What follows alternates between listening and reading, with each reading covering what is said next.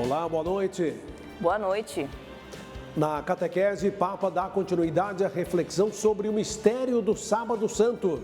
E afirmou que não há passado tão arruinado, nem história tão comprometida que não possa ser tocada pela misericórdia. A prática das obras de misericórdia no Ano Santo. Na casa Bom Samaritano, fé e solidariedade se transformam em alimento e cuidado. Senado rejeita a PEC das prerrogativas e texto é arquivado na CCJ. Proposta gerou críticas por ampliar foro e restringir investigações. Em Minas Gerais, campanha no metrô arrecada brinquedos para crianças em situação vulnerável. Celebrações litúrgicas. CNBB lança guia para a unidade eclesial do país. Jovens de Schanstatt assumem protagonismo na missão da igreja. Obras sacras de Cláudio Pastro são restauradas no Espírito Santo e em São Paulo. Está no ar o Canção Nova Notícias. Voz que comunica a verdade e semeia a paz.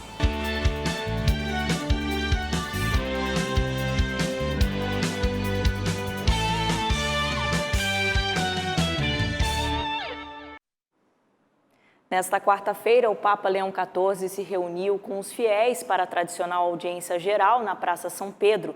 Ao retomar a série de catequeses dedicadas ao ano jubilar, o Santo Padre abordou o mistério do Sábado Santo.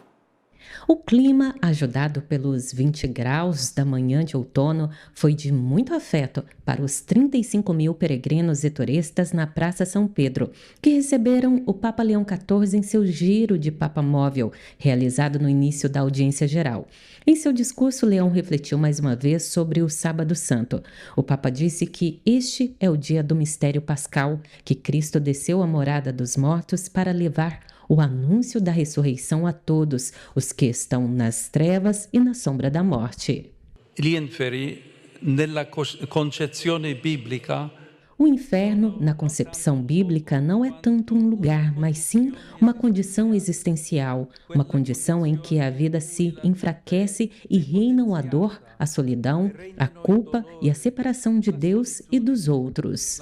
De acordo com o pontífice, esta descida de Cristo não diz respeito somente ao passado, mas toca a vida de cada um de nós.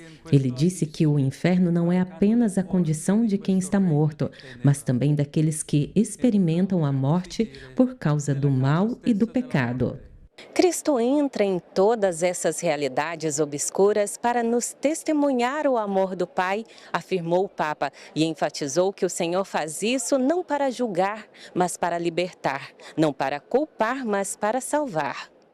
Para o mês de outubro, dedicado ao Rosário, o Santo Padre fez um convite. Perciò invito tutti, ogni giorno del prossimo mese, a pregare il Rosario per la pace. Convido todos os dias do próximo mês, a rezar o Rosário pela paz, pessoalmente, em família e em comunidade.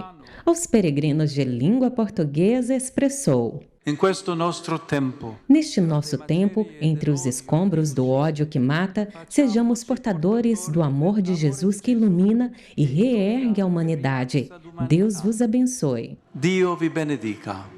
Então, ver o Papa, sentir ele bem pertinho da gente, olha, não sei nem explicar em palavras o que foi. O coração bateu bem apertado, a gente arrepiou, foi muito emocionante, muito emocionante.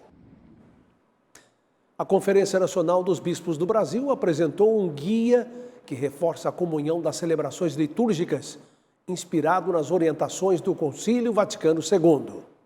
A nova edição do Guia Litúrgico Pastoral da CNBB foi apresentada como forma de promover a comunhão e a unidade eclesial em sintonia com o Concílio Vaticano II, livros litúrgicos oficiais e as adaptações propostas pela própria Conferência Episcopal. Não simplesmente para proteger dos desvios e dos abusos, mas exatamente para promover a unidade e a comunhão na prática litúrgica, celebrativa e na vivência do mistério pascal de Cristo que acontece em cada celebração litúrgica.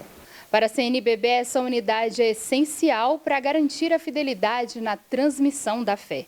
Com o lançamento, a conferência espera celebrações mais vivas, conscientes, participativas e enraizadas na fé da Igreja.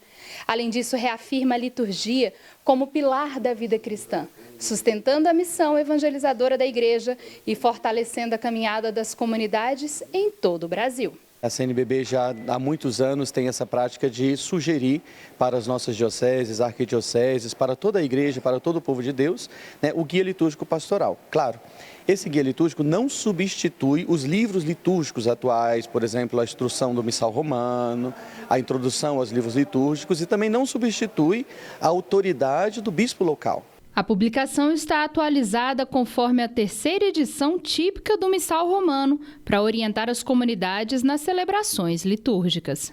Exatamente para podermos promover a comunhão, a participação ativa do povo de Deus e a formação litúrgica, para que o povo de Deus não apenas aproveite dos ritos para a liturgia, mas aprenda também a viver pela própria liturgia. O protagonismo dos jovens é um dos princípios do movimento apostólico de Schoenstatt.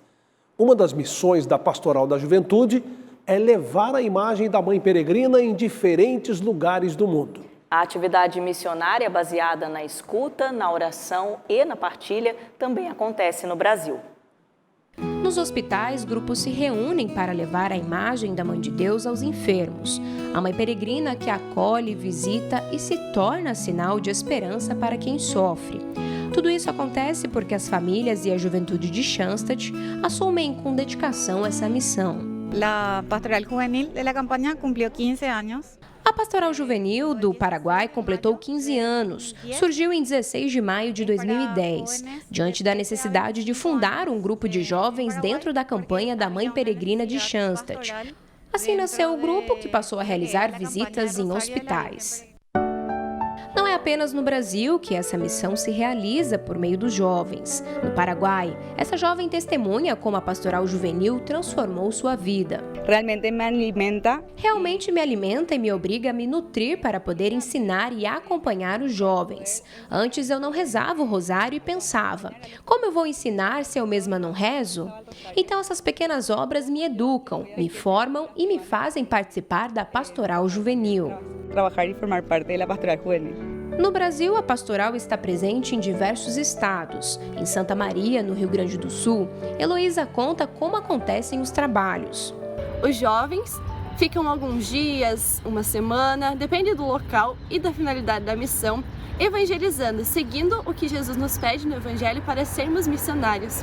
Então os jovens vão, escutam as famílias, rezam com elas a oração do Santo Terço, leem o Evangelho, conversam com elas sobre as dificuldades que também passam na fé, e é uma grande oportunidade de nós também nos inflamarmos pelo ardor, pela missão, pela Igreja Católica e cada vez mais buscarmos estar perto dos outros, assim como Jesus nos pede. É a mãe que inspira cada juventude a se doar à missão. Pela delicadeza de Maria, a alma encontra descanso e paz. Mãe Rainha, 3 vezes admirável de Schoenstatt, rogai por teus filhos. O Senado rejeitou a proposta de emenda à Constituição que ampliava a proteção de parlamentares contra processos criminais. O texto, aprovado na Câmara, sofreu forte resistência da população e provocou manifestações pelo país.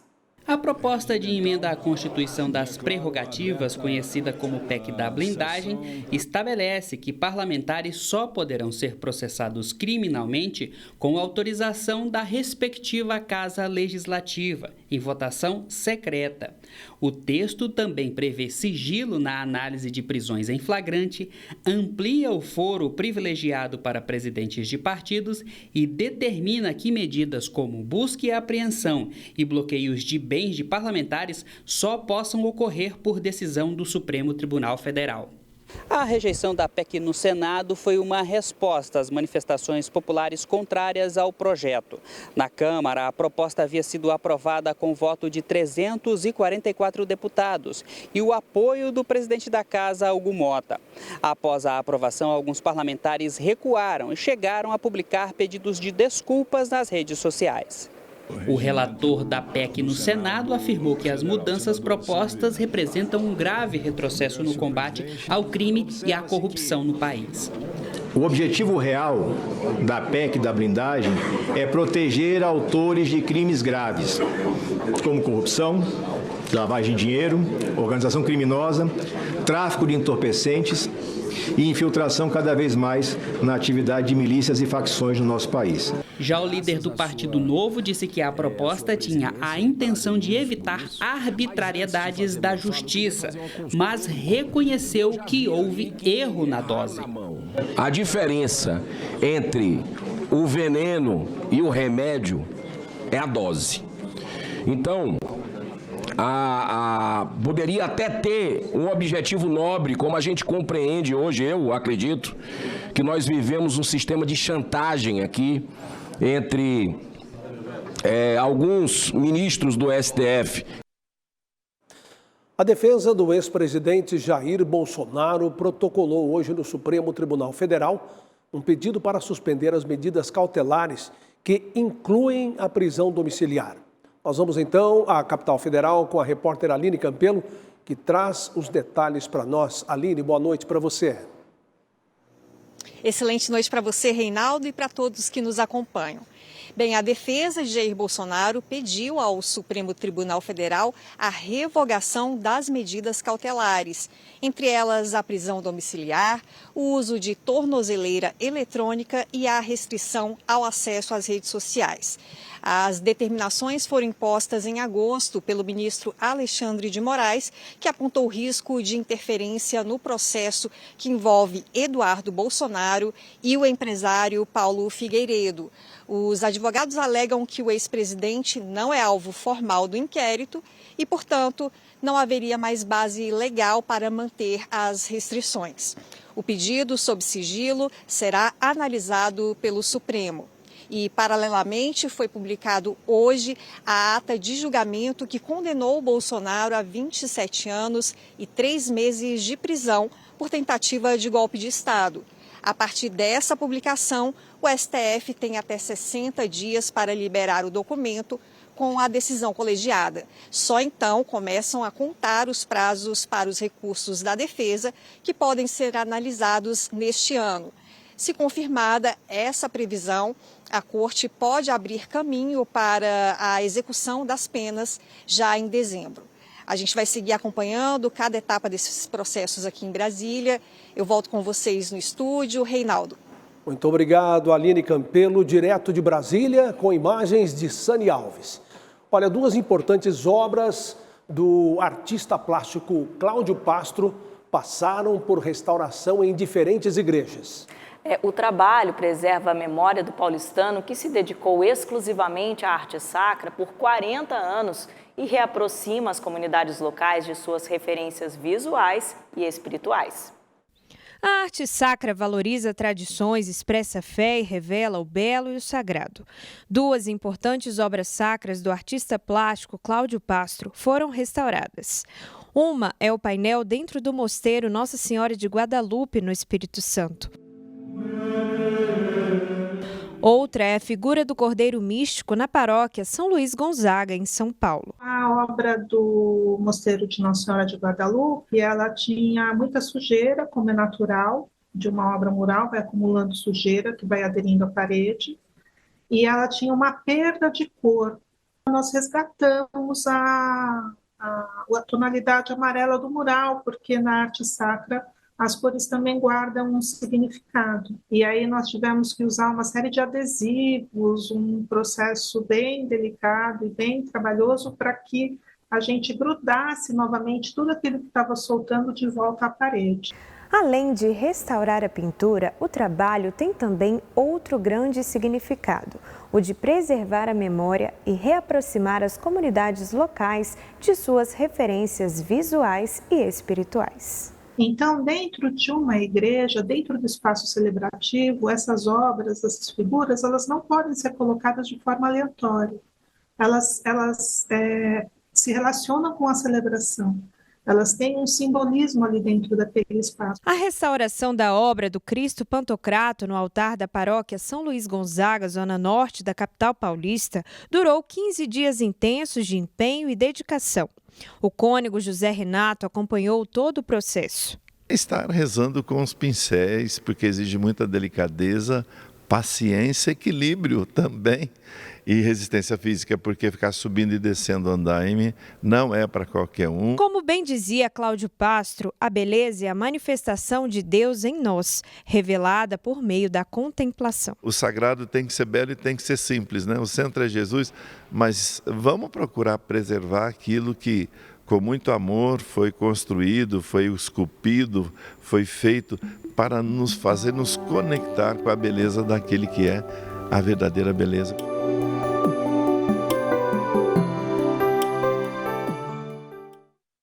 Voltamos com notícias internacionais. Nos Estados Unidos, tiroteio atinge o serviço de imigração em Dallas. E na Ásia, um tufão provoca destruição e mortes. 2 fatos que marcaram o mundo hoje.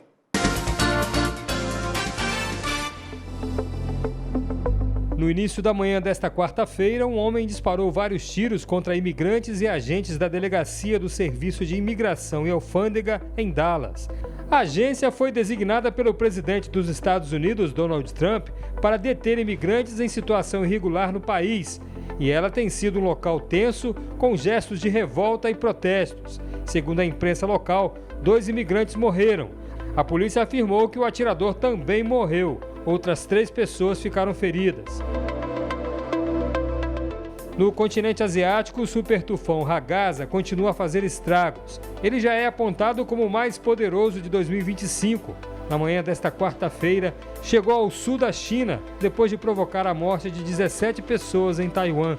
Houve uma grande mobilização entre as autoridades para a retirada de mais de 770 mil chineses de suas casas.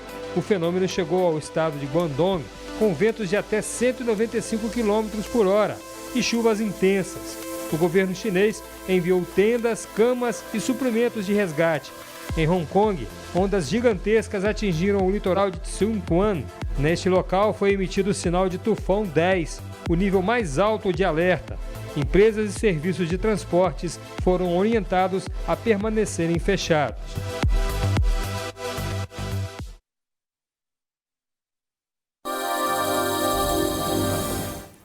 Olá, boa noite. A formação e o deslocamento de uma frente fria provocaram fortes chuvas e rajadas de vento, sobretudo na região sul, no Mato Grosso do Sul, São Paulo, Rio de Janeiro e Minas Gerais ao longo dessa semana. Isso vai se tornar mais frequente durante a primavera, com riscos de tempestades em algumas áreas também. O Instituto Nacional de Meteorologia divulgou hoje as principais localidades com perigo em potencial, destacado na cor laranja do mapa. Paulistanos e cariocas continuarão com dias chuvosos, o que faz também com que o clima seja mais frio por lá. As máximas não vão passar dos 15 graus em São Paulo e 21 no Rio de Janeiro. O alerta para temporais persiste também no centro-oeste, é o caso do Mato Grosso, mas o calor ainda predomina em grande parte da região. Previsão de chuva entre Santa Catarina e Paraná. A quinta-feira promete ser bem gelada em várias cidades do sul e, como a gente pode ver, mínimas de 5 no Rio Grande do Sul e 6 em Florianópolis. Do sul, a gente sobe para o Nordeste. Dia de muito calor em vários estados, pancadas de chuva, inclusive do litoral da Bahia até o Rio Grande do Norte. Máximas de 31 em Fortaleza e 37 em Teresina. Chuva e calor também no norte. As temperaturas seguem elevadas e com máximas de 34 no Tocantins e podendo chegar aos 36 em Roraima. Hoje nós terminamos a previsão do tempo com imagens do amanhecer na capital federal, que depois de muitos dias sem chuva, agora respira muito melhor. Amanhã estou de volta para trazer mais informações para você. Ótima noite!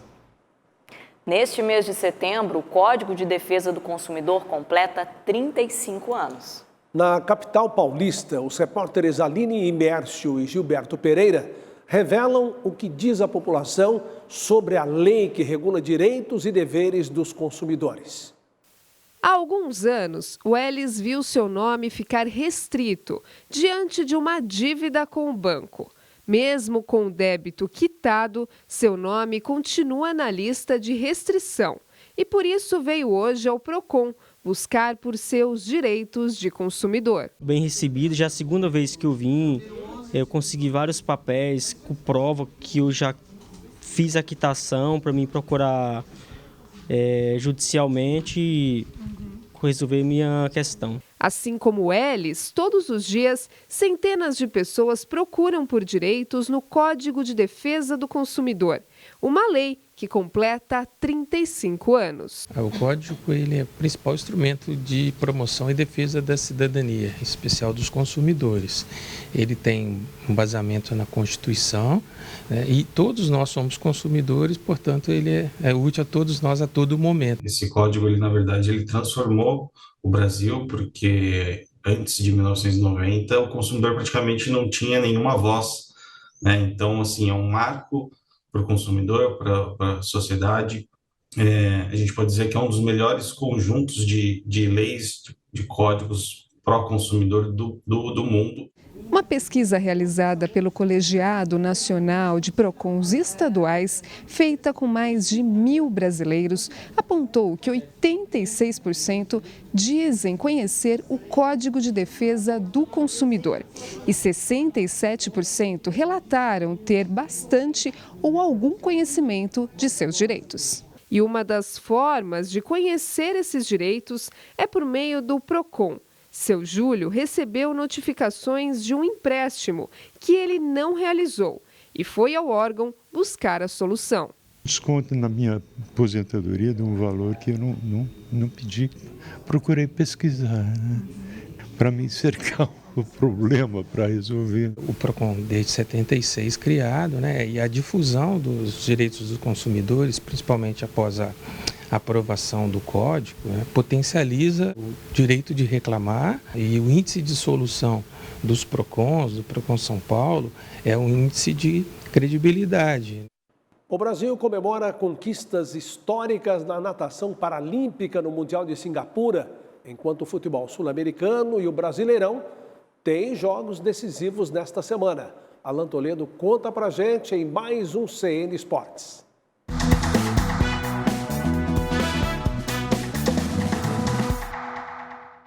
Olá, o CN Esportes de hoje começa falando do Mundial de Natação Paralímpica, disputado em Singapura. O Brasil mostra ao mundo que é uma das potências nas piscinas. O Brasil está em quarto lugar no geral, totalizando 26 medalhas, sendo 8 ouros, 8 pratas e 10 bronzes. Destaque para a medalha de ouro e quebra do recorde mundial da prova de revezamento 4x100 medley. Maria Carolina, Guilherme Batista, Tomás Mateira e Lucilene Souza fizeram tempo de 4 minutos, 23 segundos e 48 milésimos. Sul-Americana e Libertadores movimentam o futebol no meio de semana, além de jogos importantes pelo Campeonato Brasileiro. Não deu para o Fluminense na Conmebol Sul-Americana. No Maracanã, o tricolor abriu o placar aos 19 minutos do primeiro tempo com Canóbio, em bonito voleio, anotando um golaço. O Lanús igualou o placar aos 21 do segundo tempo. Em contra-ataque, Aquino tabelou com Marcelino Moreno, que devolveu com lindo passe, e o atacante deixou tudo igual no Maracanã. Renato Gaúcho, treinador tricolor, entregou o cargo e não comandará mais a equipe. Outro brasileiro na competição, o Atlético Mineiro entra em campo hoje contra o Bolívar. No jogo de ida, empate por 2-2. Quem vencer se classifica. Em caso de novo empate, a decisão será nos pênaltis. E tem rodada atrasada do Brasileirão. Em São Januário, o Vasco recebe o Bahia em partida válida pela 16ª rodada. O Bahia é o 6º colocado com 37 pontos e o Vasco está na 16ª colocação com 24 pontos. Na Arena do Grêmio, o Imortal recebe o Botafogo daqui a pouco. Embalados por vitórias na última rodada, o Fogão quer chegar ao G4 do campeonato. Já o Grêmio é o 13º com 28 pontos. E hoje também tem Libertadores da América, um jogaço entre Palmeiras e River Plate no Allianz Parque. O Verdão venceu o primeiro jogo na Argentina por 2-1. Em caso de empate, estará classificado para a semifinal. Flaco Lopes e Vitor Roque estão confirmados para o jogo e mais de 35 mil torcedores são esperados para a partida. Uma boa sorte aos brasileiros e que possam fazer um grande jogo. O CN Esportes fica por aqui. Até amanhã. Em Belo Horizonte, uma campanha promete levar alegria e esperança a crianças em situação de vulnerabilidade. A iniciativa é realizada no metrô da capital mineira. O Dia das Crianças está chegando e quem passar pelo metrô de BH pode ajudar a tornar esse dia mais especial para crianças carentes da capital mineira. A campanha Estação da Alegria tem arrecadado brinquedos novos e usados em bom estado de conservação que vão ser entregues a instituições que trabalham diretamente com a população em situação de vulnerabilidade. As doações podem acontecer até o dia 2 de outubro nas estações Vilarinho, Central e Eldorado. O metrô de Belo Horizonte opera diariamente das 5h15 da manhã às 11 horas da noite. Fica aí, então, um convite à solidariedade em uma data tão simbólica e especial. De Belo Horizonte, Vanessa Anício para o Canção Nova Notícias. As obras de misericórdia são apresentadas pela Igreja Católica como gestos concretos de amor ao próximo. Pequenas atitudes ajudam a transformar vidas, ouvir, consolar, visitar e alimentar. É o que você vê na reportagem especial de hoje com Idalina Miranda e Genilson Passetti.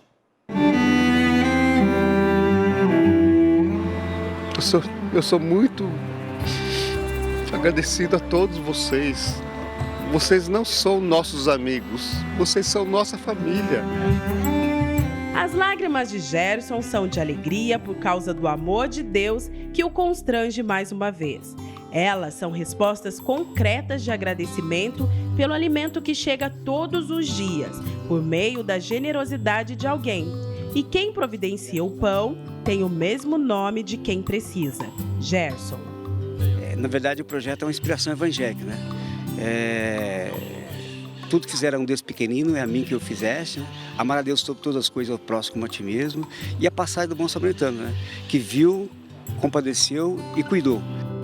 O Ano Santo convida os fiéis a redescobrir o poder transformador das obras de misericórdia, onde a fé se torna um gesto concreto de caridade. As obras de misericórdia são aquelas obras, né, corporais e espirituais, né? Corporais, sofrer com aqueles que sofrem, né? Ver Jesus naquele que sofre, e aquele que passa fome, vestir aquele que está nu, né? Saciar a fome daqueles que precisam. Já a obra espiritual, né? Ser o quê? Um outro Cristo na vida da pessoa, trazer as pessoas para Deus. As obras de misericórdia transformam em verdadeiros discípulos aqueles que as colocam em prática. Esse é o papel de uma igreja missionária e em saída, que vive a plenitude em Deus e se preocupa com o outro. No Bom Samaritano, casa de passagem da Canção Nova em Cachoeira Paulista, as mãos da professora que por muitos anos escreveram nas lousas, hoje servem alimentos aos que tanto precisam. O que precisa fazer na casa eu faço, ajudo em tudo o que precisar. Eles são bem atendidos, eles saem daqui, chegam às vezes tristes, abatidos e saem com um sorriso no rosto. Isso é muito gratificante. E o que dizer de Senhor Francisco? Os trabalhos manuais são divididos entre cortes de cabelos dos assistidos e o cuidado da horta. Serviços que ele pratica com maestria e consciência de quem cumpre e vive a prática cristã. E a certeza de que nas duas situações o fruto é bem plantado e a colheita virá a seu tempo. Ninguém é pobre que não possa dar a ninguém. Então é assim, a gente financeiramente a gente não pode, mas a gente dá o que a gente pode, né? Eu trabalho, eu me sinto gratificado por isso. Para a assistente social Juliana, a prática do trabalho na Casa Bom Samaritano vai além do conteúdo estudado na faculdade. É uma experiência de vida e, acima de tudo, uma vivência do cristianismo. Às vezes ele precisa do básico, né? Que é uma alimentação, que é uma roupa, que é um banho, que é um acolhimento, né? Realmente. E aqui a gente tem esse privilégio de também poder propiciar para eles esse acompanhamento, essa unção, né? Esse olhar espiritual. Desde o Papa Francisco, ele que pelo ano da misericórdia, Ele que suscitou, né, essa necessidade das obras, seja espirituais e corporais, para a gente então voltar mais no nosso olhar para as pessoas, especialmente aquelas que estão longe de Deus. Quem faz o bem certamente se sente mais agraciado, mais feliz ainda, porque é tão bom poder contribuir para a melhora do outro, para ajudar o outro. Na verdade, se cada um de nós contribuir com o nosso pouco, nós faremos muito por muitas pessoas e seremos muito felizes. Felicidade que toca os que ajudam e alegra o coração de quem recebe, materializando o que está escrito em Provérbios. O coração alegre aformoseia o rosto, ou seja, torna a aparência exterior mais bela e agradável aos olhos do homem e principalmente aos olhos de Deus. Desperta, desperta a minha alma. Ressuscita os ossos, ó Deus, da morte para a vida, em ti somente. Desperta-me, Senhor Jesus. É um trabalho muito bonito. E eu diria até, Fernanda, que em um mundo que fala muito, somente as palavras não bastam. É preciso apresentar as obras, é preciso agir, e agir com zelo pastoral. É o que a gente entende sobre viver verdadeiramente a fé, com obras, Sim. Verdade? Bom, assista em instantes, às 8 horas, a Santa Missa do Clube da Evangelização. A gente se vê amanhã. Boa noite para você. Boa noite e paz para você.